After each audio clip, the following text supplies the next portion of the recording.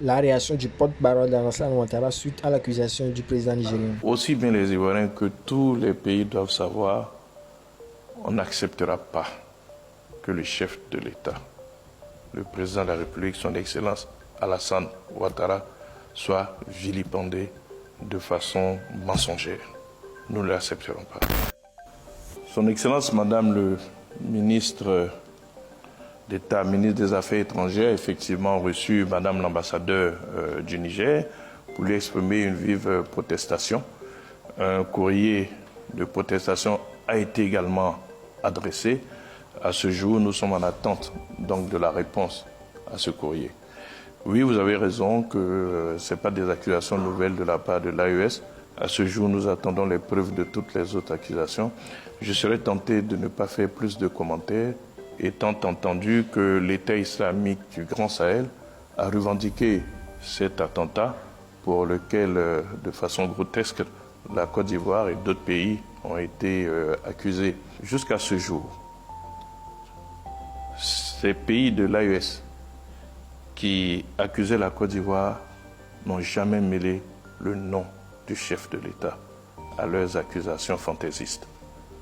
Nous refusons, de quelque façon que ce soit, que l'image de celui qui incarne notre pays soit brocadée. Tant que c'est une accusation globale du pays, nous avons estimé qu'il n'y avait pas de réponse à donner, étant entendu que le pays n'avait, rien à se reprocher, et que ceux qui portaient ces accusations n'ont jamais fourni aucune preuve. Mais ici, pour ceux en tout cas qui ont entendu ces accusations, le nom du chef de l'État a été mêlé à cela, ce que nous, Ivoiriens, respectueux de notre président, nous refusons. Pour la suite, nous attendons la réaction. Bonjour Monsieur le ministre, Balogun Adama pour le Baromètre. Alors Monsieur le ministre, le 30 janvier dernier, la ministre des Affaires étrangères et de la coopération internationale a convoqué l'ambassadrice du Niger en Côte d'Ivoire suite aux accusations jugées graves du président nigérien contre la Côte d'Ivoire. Le gouvernement ivoirien a fait savoir qu'il attend la réaction de Niamey. Est-ce que cette réaction est arrivée? Sinon, quelle suite le gouvernement entend donner à cette affaire? Aussi, ces accusations ne sont pas nouvelles du côté de l'AES. Qu'est-ce qui explique cette fois cette démarche diplomatique ivoirienne? Merci. Merci. Son Excellence, Madame le ministre d'État, ministre des Affaires étrangères, a effectivement reçu Madame l'ambassadeur du Niger pour lui exprimer une vive protestation. Un courrier de protestation a été également adressé.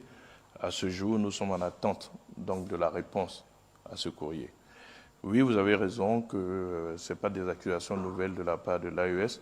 À ce jour, nous attendons les preuves de toutes les autres accusations. Je serais tenté de ne pas faire plus de commentaires, étant entendu que l'État islamique du Grand Sahel a revendiqué cet attentat pour lequel, de façon grotesque, la Côte d'Ivoire et d'autres pays ont été accusés. Pourquoi cette réaction? Elle est très simple. Jusqu'à ce jour, ces pays de l'AES qui accusaient la Côte d'Ivoire n'ont jamais mêlé le nom du chef de l'État à leurs accusations fantaisistes. Nous refusons, de quelque façon que ce soit, que l'image de celui qui incarne notre pays soit brocadée. Tant que c'est une accusation globale du pays, nous avons estimé qu'il n'y avait pas de réponse à donner, étant entendu que le pays n'avait, rien à se reprocher, et que ceux qui portaient ces accusations n'ont jamais fourni aucune preuve. Mais ici, pour ceux en tout cas qui ont entendu ces accusations, le nom du chef de l'État a été mêlé à cela, ce que nous, Ivoiriens, respectueux de notre président, nous refusons. D'où cette réaction, parce que l'acte d'accusation a été différent. Pour la suite, nous attendons la réaction.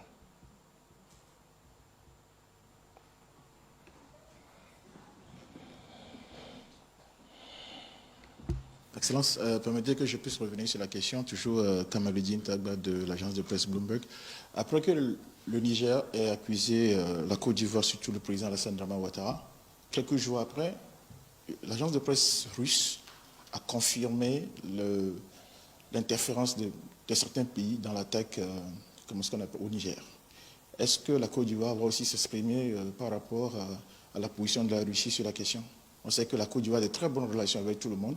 Maintenant que la Russie soutient le Niger sur cette position, est-ce que la Côte d'Ivoire va aussi s'exprimer verbalement contre la Russie? De un, si je m'en tiens à votre question, la Russie n'a pas indiqué la Côte d'Ivoire, elle a parlé d'ingérence de certains pays. De deux, la Russie n'a pas impliqué le chef de l'État. Nous laissons la Russie à cette déclaration. Nous avons d'excellentes relations avec ce pays qui a une représentation diplomatique ici. Nous continuons nos relations avec la Russie. Mais mon propos était très clair. Et ça, aussi bien les Ivoiriens que tous les pays doivent savoir, on n'acceptera pas que le chef de l'État, le président de la République, son Excellence Alassane Ouattara, soit vilipendé de façon mensongère. Nous ne l'accepterons pas.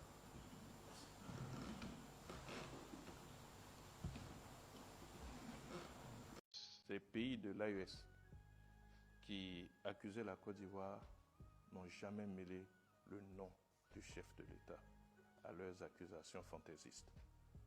Nous refusons, de quelque façon que ce soit, que l'image de celui qui incarne notre pays soit brocadée.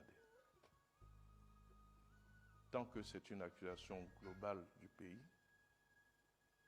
nous avons estimé qu'il n'y avait pas de réponse à donner, étant entendu que le pays n'avait rien à se reprocher et que ceux qui portaient ces accusations n'ont jamais fourni aucune preuve.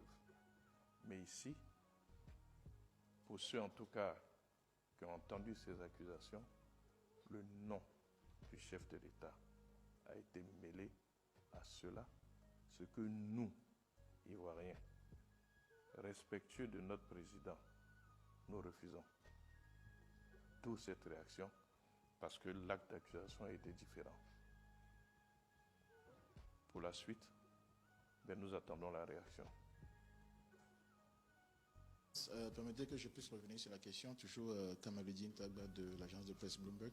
Après que le Niger ait accusé la Côte d'Ivoire, surtout le président Alassane Dramane Ouattara, quelques jours après, l'agence de presse russe a confirmé l'interférence de certains pays dans l'attaque au Niger. Est-ce que la Côte d'Ivoire va aussi s'exprimer par rapport à la position de la Russie sur la question? On sait que la Côte d'Ivoire a de très bonnes relations avec tout le monde. Maintenant que la Russie soutient le Niger sur cette position, est-ce que la Côte d'Ivoire va aussi s'exprimer verbalement contre la Russie? De un, si je m'en tiens à votre question, la Russie n'a pas indiqué la Côte d'Ivoire, elle a parlé d'ingérence de certains pays. De deux, la Russie n'a pas impliqué le chef de l'État. Nous laissons la Russie à cette déclaration. Nous avons d'excellentes relations avec ce pays qui a une représentation diplomatique ici. Nous continuons nos relations avec la Russie. Mais mon propos était très clair. Et ça, aussi bien les Ivoiriens que tous les pays doivent savoir, on n'acceptera pas que le chef de l'État, le président de la République, son Excellence Alassane Ouattara, soit vilipendé de façon mensongère. Nous ne l'accepterons pas. Bon, alors maintenant, on va prendre la deuxième phrase. Si les terroristes étaient cachés dans l'avion d'Air Ivoire, ce n'est pas la faute au chef de l'État. Là, il y a déjà la volonté, là, c'est du ponce-pilatisme. C'est du bouc émissarisme. Si les terroristes étaient cachés dans l'avion Air Ivoire, Air Côte d'Ivoire, ce n'est pas la faute Air Côte d'Ivoire, ce n'est pas la faute au chef de l'État. Donc, en réalité, Amadou Koulibaly, porte-parole du gouvernement, nous donne une information que les autorités nigériennes, elles, ne nous l'avaient même pas encore donnée. Le président Tiani a dit, c'est Macron, c'est Ouattara, c'est Talon, mais il n'a pas donné les détails. C'est de la bouche même des coupables que la vérité sort. Humbedji dit que on est jaloux du Bénin. Il frappe un hors-sujet, ce qui est un aveu. Mais celui-ci, c'est vraiment un gros bêta, Amadou Koulibaly. Il est vraiment bête. Lui, il avoue quand il dit si les terroristes étaient cachés dans l'avion Air Côte d'Ivoire, cela veut dire donc que les terroristes étaient cachés dans l'avion Air Côte d'Ivoire alors. Lui, il sait. Comment sait-il que les terroristes étaient cachés dans l'avion d'Air Côte d'Ivoire si les autorités nigériennes ne l'ont pas dit? Alors que lui, il est porte-parole du gouvernement ivoirien, c'est parce qu'il savait que l'opération se préparait contre le Niger. Vous comprenez? Raisonnement tout simple. Si les terroristes étaient cachés dans l'avion Air Côte d'Ivoire, ce n'est pas la faute au chef de l'État. Je rappelle que ni le président du Niger, son Excellence le général d'armée Abdourahmane Tiani, ni le ministre d'État, ministre de la Défense de la République du Niger, le général d'armée Salifou Modi, aucun des deux n'a parlé du contenu de l'avion Air Ivoire. Le mot Air Ivoire n'est sorti dans aucune de leurs communications. Ni le chef de l'État, ni le numéro 2 du CNSP, le général d'armée Salifou Modi. Aucun des deux n'a parlé de ça. Qui nous informe du contenu de l'avion d'Air Côte d'Ivoire? C'est le porte-parole du gouvernement ivoirien. C'est-à-dire qu'en effet, Amadou Koulibaly savait qu'ils avaient mis des mercenaires dans l'avion d'Air Côte d'Ivoire pour attaquer le Niger. Parce que l'information vient de lui. Pour nourrir l'enquête nigérienne. Il vient abonder l'enquête nigérienne. Il vient renforcer l'enquête nigérienne. Vous vous rendez compte? Troisième phrase de l'individu qui est rapportée amplement sur les réseaux sociaux. Notre gouvernement a ouvert une enquête pour découvrir comment ils ont eu accès à l'avion qui les a conduits à l'aéroport de Niamey. Là, il donne encore plus d'informations. Amadou Koulibaly nous dit que les terroristes ont eu accès à l'avion d'Air Côte d'Ivoire. Et il nous dit que l'avion d'Air Côte d'Ivoire a transporté les terroristes à Niamey. Ça veut dire que c'est le porte-parole du gouvernement ivoirien qui vient corroborer l'implication du régime de Côte d'Ivoire dans le coup d'État au Niger. Car les terroristes, grâce à Amadou Koulibaly, on le sait enfin, les terroristes étaient donc dans l'avion et les terroristes sont montés dans l'avion et ont été transportés par la compagnie nationale ivoirienne. Ils ont été transportés à Niamey. Bon, ce n'est pas la première fois. En 2022, des terroristes mercenaires, soi-disant soldats, avaient été transportés par des avions de la Côte d'Ivoire jusqu'au Mali, sans autorisation malienne. Alors, Amadou Koulibaly nous dit, nous avons ouvert une enquête pour découvrir comment ils ont eu accès à l'avion. Bon, ils ont eu accès à l'avion à l'aéroport. Ils ont décollé d'Abidjan. C'est-à-dire que c'est vous qui avez vérifié et fait monter ces gens dans l'avion. Comment ils ont eu accès à l'avion? Bon, donc ils ont eu accès à l'avion, ok. Et qui les a conduits à l'aéroport de Niamey? Donc, en fait, vous êtes responsable du transport des terroristes. C'est vous qui les avez transportés, en fait, d'Abidjan à Niamey. Et ça, c'est une information de taille. Alors, si c'est vous qui les avez transportés d'Abidjan à Niamey, nous n'en sommes pas surpris. Il y a quelques mois, un groupe se revendiquant de l'État islamique a été vu tenant une réunion publique à Abidjan. Est-ce que vous ne vous souvenez pas d'une vidéo qui a fait le tour de la toile, montrant des membres d'Al-Qaïda, des membres de l'État islamique, en réunion, en pleine ville d'Abidjan, lesquels se sont filmés en vidéo qu'ils ont publiée sur les réseaux sociaux.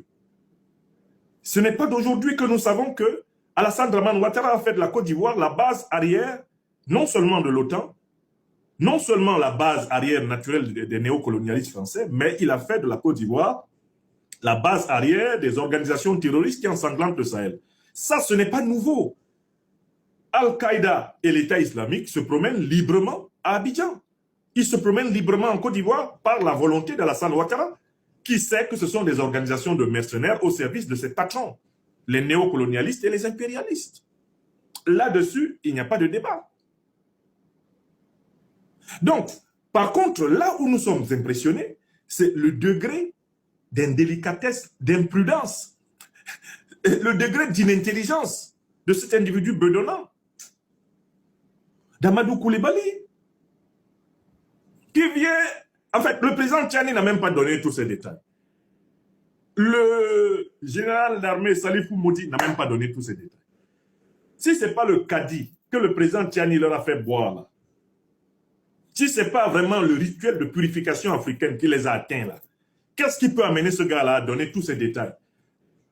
Un porte-parole d'un gouvernement peut-il s'aventurer à valider, in fine, des détails qui sont rédhibitoires pour son gouvernement s'il n'est pas habité par des forces transcendantes? Sauf Rouloy. Notre gouvernement a ouvert une enquête pour découvrir comment ils ont eu accès à l'avion qui les a conduits à l'aéroport de Niamey. Ils nous donnent deux informations. On leur a donné accès à l'avion en Côte d'Ivoire et on les a conduits à l'aéroport de Niamey. Ce qui nous amène à imaginer le scénario. Il y avait nécessairement au moins deux groupes pour organiser cette attaque. Un groupe qui était sur place pour gérer la logistique, les motos, etc. Peut-être même le stock d'armes. Et puis un groupe qui a été transporté en avion sans armes et qui est venu sous des motifs fallacieux entrer au Niger. Une fois qu'ils sont entrés au Niger, ils se sont rejoints avec le groupe qui avait les motos et les armes. Et ils ont commencé l'attaque. Voilà le scénario, voilà le schéma que Amadou Koulibaly, porte-parole du gouvernement fantoche de Ouattara, nous permet de reconstituer. Il y a quelques imbéciles, il y a quelques niais qui se promènent sur les réseaux sociaux pour demander comment c'est possible qu'ils étaient dans l'avion, ils sont entrés à l'aéroport, etc. Les autorités nigériennes ne les ont pas vus et c'est après qu'on dit qu'ils étaient dans l'avion. C'est très simple. Ils viennent avec des faux passeports, comme d'habitude, avec des faux motifs, comme d'habitude. Le contrôle civil et même policier de l'aéroport de Niamey, ne voyant pas dans ces faux passeports et ces fausses identités un problème particulier, les laissent passer. Ils entrent sans armes. L'autre groupe a les armes, il a les motos en embuscade. Et une fois qu'ils ont fait jonction avec l'autre groupe, ils viennent mener l'attaque.